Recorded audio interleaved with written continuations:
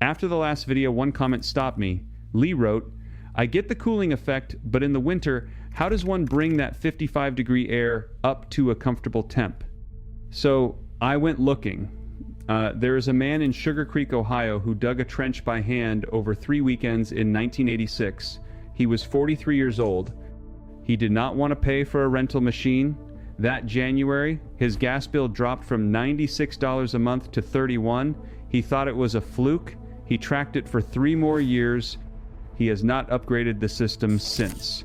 His January bill today is lower than it was in 1,986 inches nominal dollars before inflation. The ground did that. Not a furnace, not a heat pump, the ground. Before this video is over, I am going to show you a document the US government published in 1947 that explains exactly how to build this. And I am going to tell you who made sure you never heard about it. Stay with me and I'll show you what changes everything. Because that same tunnel from the summer video runs in reverse in December.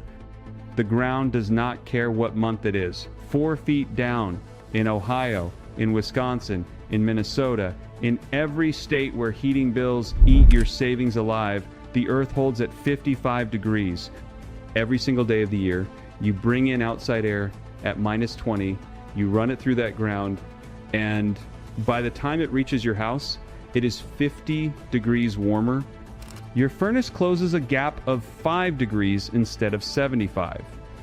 And there is a document from a research center in Ontario, Canada, that put this on paper with real numbers.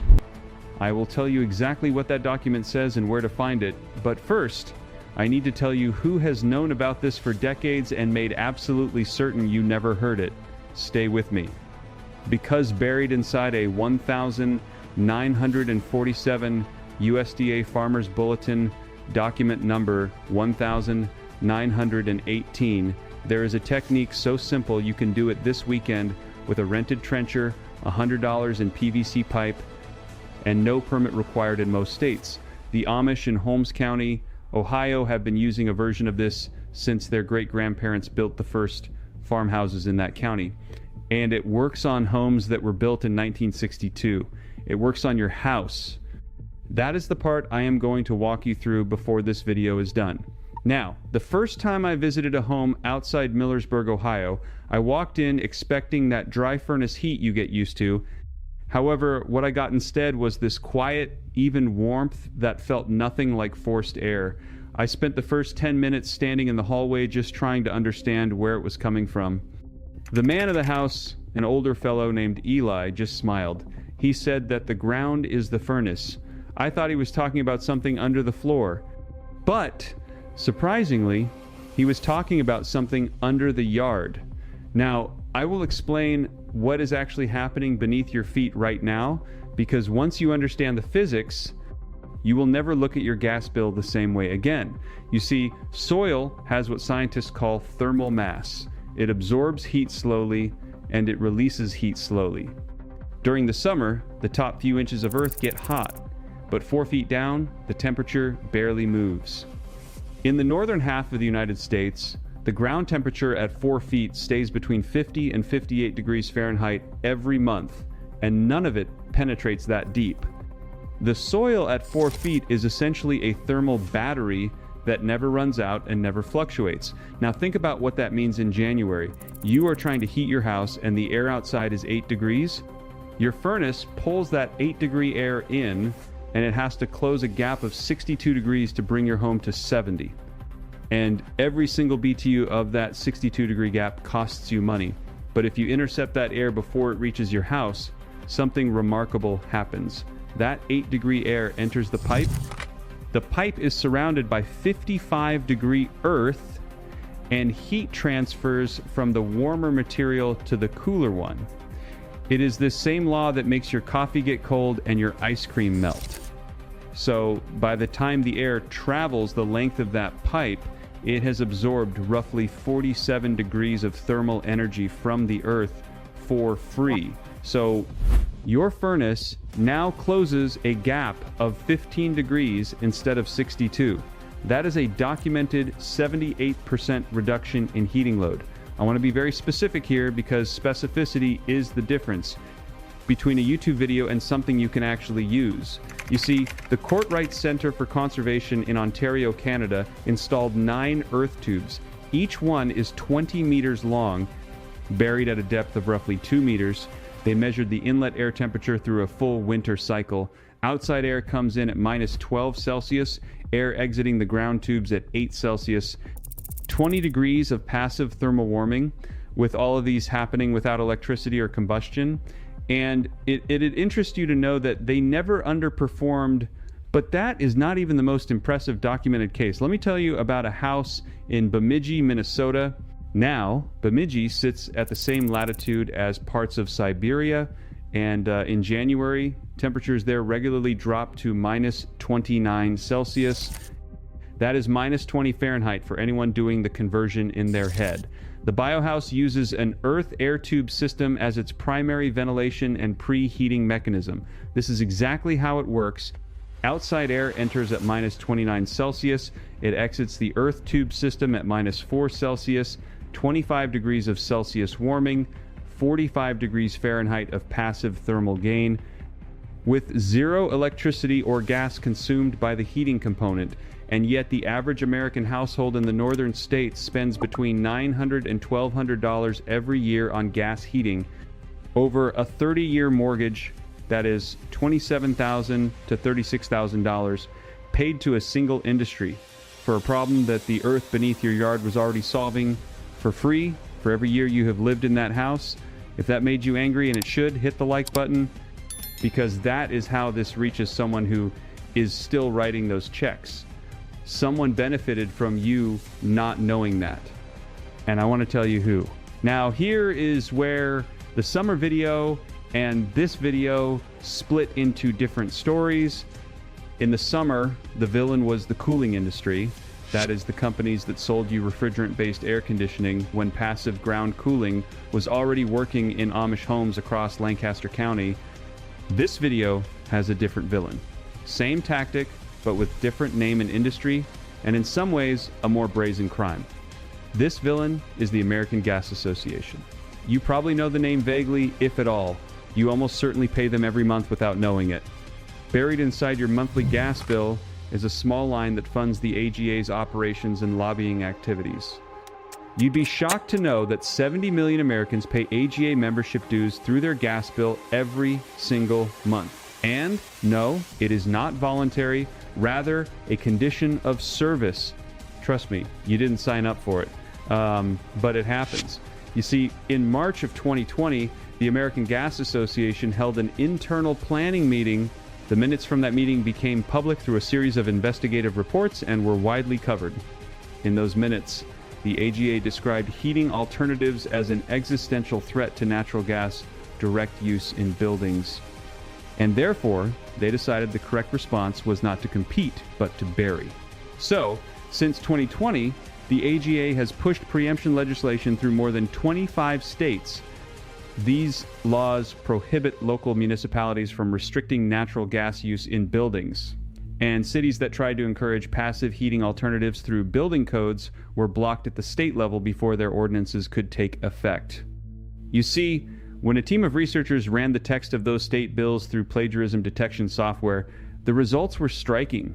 The bills were nearly identical across states.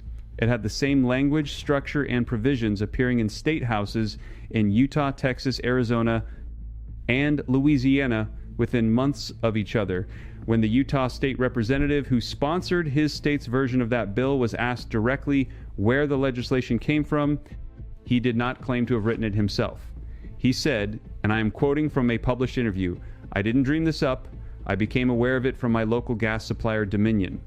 A utility company wrote a state law, a state representative introduced it, and 70 million households now have fewer options because of it. But here is the piece that most people miss, and it is the piece that matters for you specifically. The International Residential Code has no category for passive geothermal preheating systems. It was completely absent, and in most jurisdictions, no checkbox means no approval pathway. And when there is no approval pathway, that simply means a contractor will not touch it. And if you are wondering why a contractor wouldn't touch it, it is because they cannot insure work that has no code category. But here is the thing about paperwork. The earth does not care about it. Now, if you already own a house and you are thinking this only applies to people building from scratch, you must stay with me, because this next part is specifically for you.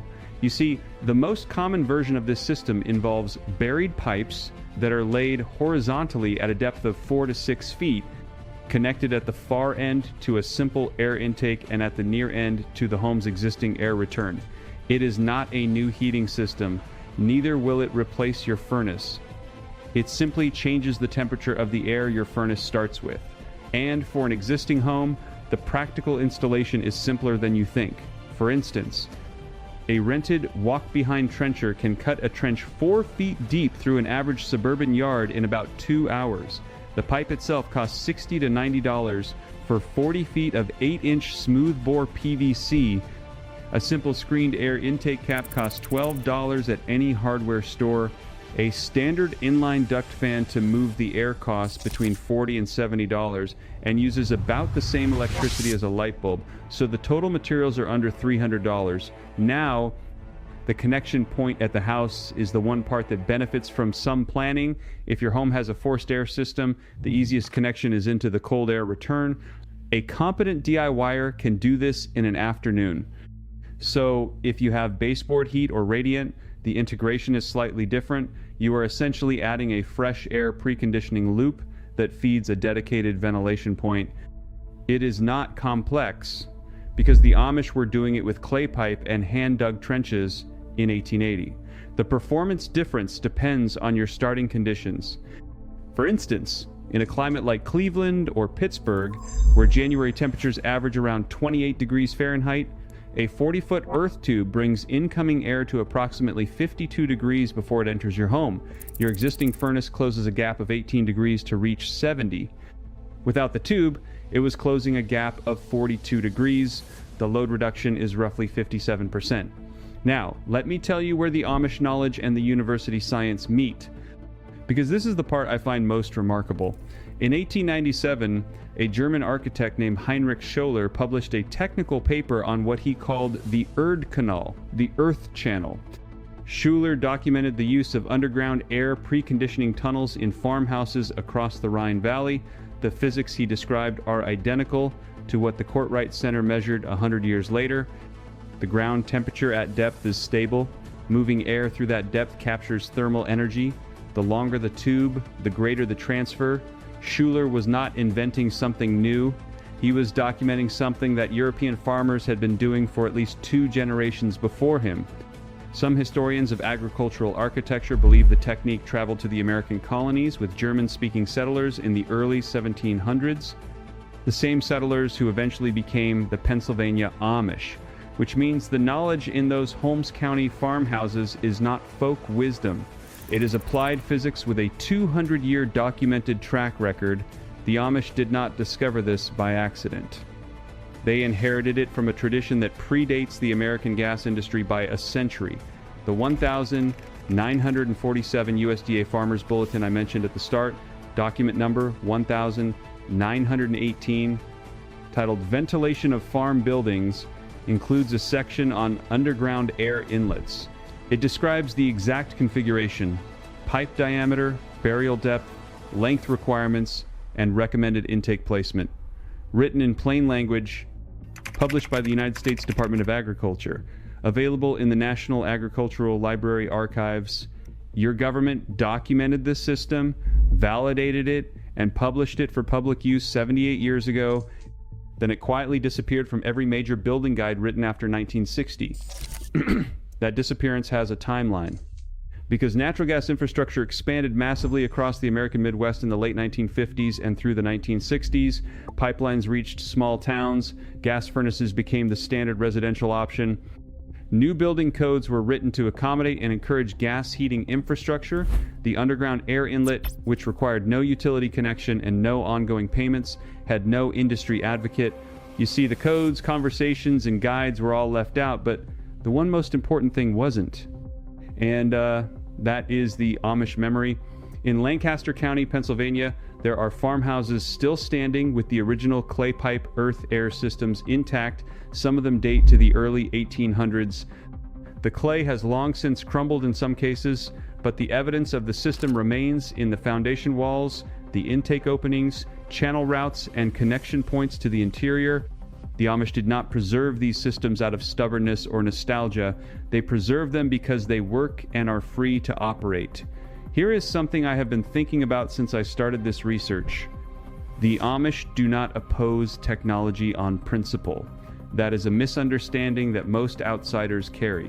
What the Amish evaluate is dependency. A system that requires a monthly payment to a corporation that can be cut off if that payment is missed, that involves infrastructure you do not own and cannot maintain. That is the kind of technology that Amish community elders have historically been skeptical of. You see, an earth tube requires no monthly payment. It doesn't shut off, raise its rates, and requires no service contract. Once it is in the ground, it works. And in 20 years, it will still work. Now, I need to tell you about a practical detail that most guides get wrong. And getting it wrong is the difference between a system that works and a system that creates problems. But before I get to that detail, I want to address the question I know some of you are forming right now. The question is, if this is so simple, why isn't everyone doing it? I used to ask that same question, and the answer I got was so straightforward it almost made me angry. And that is because there is nothing to sell, and so it was left out. Because the Amish did not need an incentive to preserve it. They needed a reason to let it go, and nobody gave them one. Now, let me walk through the specific sizing question, because this is where people get stuck and give up before they ever dig the first foot of trench. The performance of an earth tube system scales with two variables, which are the tube length and tube diameter. The longer tubes mean more contact time between the moving air and the surrounding soil, and larger diameters mean higher air volume. And for a typical American home, the recommended starting configuration is one 8-inch tube, 40 to 60 feet long, buried at a minimum depth of 4 feet. In colder climates like Minnesota or Wisconsin, the length should be extended towards 60 feet, and some builders run 2 parallel tubes to increase total air volume.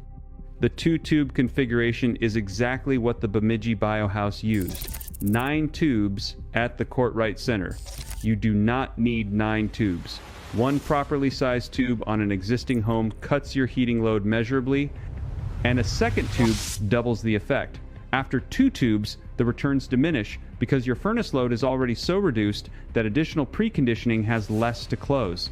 The starting point is 1 tube, 40 feet, 8-inch smoothbore PVC, 4 feet deep, sloping toward the outdoor intake drain point at the low end, screened intake cap to keep animals out, inline duct fan to maintain continuous slow airflow. The detail is condensation.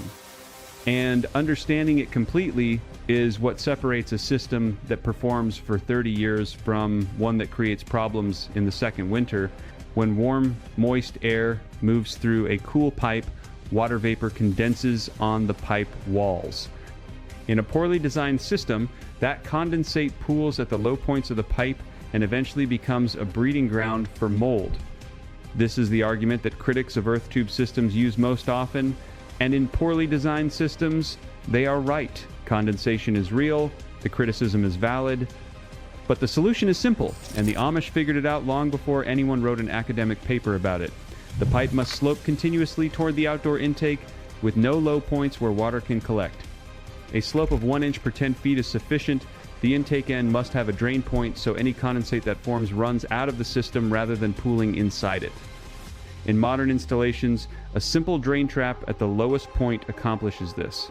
The drain connection costs about $8 and can be installed in 10 minutes. In the old clay pipe systems in Lancaster County, the pipes were laid with a deliberate slope toward the intake, and the intake itself sat over a gravel bed that drained naturally. The same principle, but a different material. The mold concern disappears entirely when the slope is correct and the drain point is installed. Research from the European Passive House Institute found 0 measurable microbiological activity in properly drained earth tube systems after 5 years of continuous operation. That is the difference between a system you read about and a system you actually build. Now, I want to bring this back to where we started at Lee Belichick asked the exact right question. The summer cooling works because 55-degree ground air cools a hot house in July. But what about winter? How do you get from 55 to 70? You do not just pump in 55-degree air and call it done. The answer is that you are not replacing your furnace. You are changing what your furnace starts with. Think of it this way. Your furnace is a machine that closes temperature gaps. Every degree of that gap costs you money. The wider the gap, the more you pay. A $300 earth tube system narrows that gap by 40 to 50 degrees before your furnace runs a single burner.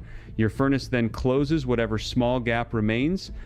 You still get 70 degrees in your house. You still have heat. You still have comfort. The only thing that changes is how much you paid to get there. And the answer, in documented real-world installations, is 60 to 78% less than before. You do not need a new house. You do not need new permits. You do not need a contractor willing to navigate building code categories that do not exist. You need a trench, 4 feet deep, 40 feet of pipe, and a weekend afternoon. There is a man I know in Sugar Creek, Ohio, who built his first earth tube system in 1986. He was 43 years old. He dug the trench by hand over 3 weekends because he did not want to pay for a rental machine. His gas bill that first winter dropped from $96 a month in January to $31. He thought it was a fluke. He tracked it for 3 more years. He has not upgraded the system since 1986. He added a second tube in 1994 when he expanded his house. Both are still running. His gas bill in January is lower now than it was in 1986 in nominal dollars before inflation. Every neighbor who has asked him about it has heard the same answer he gave me. The ground does the work. I cannot tell you how many times I sat across a kitchen table from men like that and thought about the 30 years I spent paying bills that this knowledge would have eliminated. The frustration is real, but so is what comes next. And here is the piece I promised you at the start. The specific thing I found buried in an archive that most people who know about earth tubes have never come across. In the winter of 1979, a researcher named John Barnard, working through the New Mexico Solar Energy Institute, an organization that received federal funding briefly during the Carter administration before that funding was stripped away in 1981,